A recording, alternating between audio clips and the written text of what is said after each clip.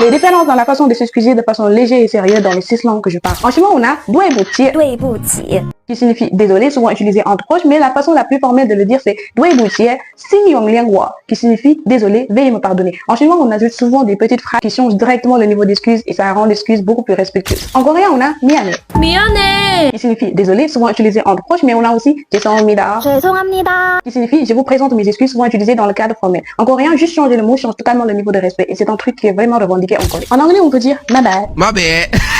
qui signifie désolé, c'est de ma faute. Mais on peut aussi dire I sincerely apologize. Genre, je vous présente mes excuses les plus sincères. En anglais, la structure ne change pas trop, c'est surtout le niveau de sérieux et aussi le contexte. En espagnol, on peut dire pardon, qui signifie pardon, souvent utilisé entre proches, mais on peut aussi dire de manière plus formelle me pido disculpas, qui signifie je vous présente mes excuses. En vrai, en espagnol, même les excuses ont une énergie vraiment très émotionnelle. En français, on peut dire désolé, qui est la façon basique souvent utilisée entre proches, mais on peut aussi dire dans un cadre formel, je vous présente mes excuses, qui est la façon la plus sérieuse et on voit directement la différence entre les deux tons. En wolof, on peut dire balma, qui signifie pardon, souvent utilisé entre proches et entre amis, mais on peut aussi dire mangjigalude, qui est la façon la plus sérieuse et la plus sincère de présenter une excuse. Mais en vrai, en wolof, c'est le ton qui joue le plus d'importance. Tu peux aussi dire balma dans le cadre respectueux, mais c'est le ton qui fait la différence. Et en fait, on voit tout de suite si une personne est vraiment sincère dans ses propos ou pas.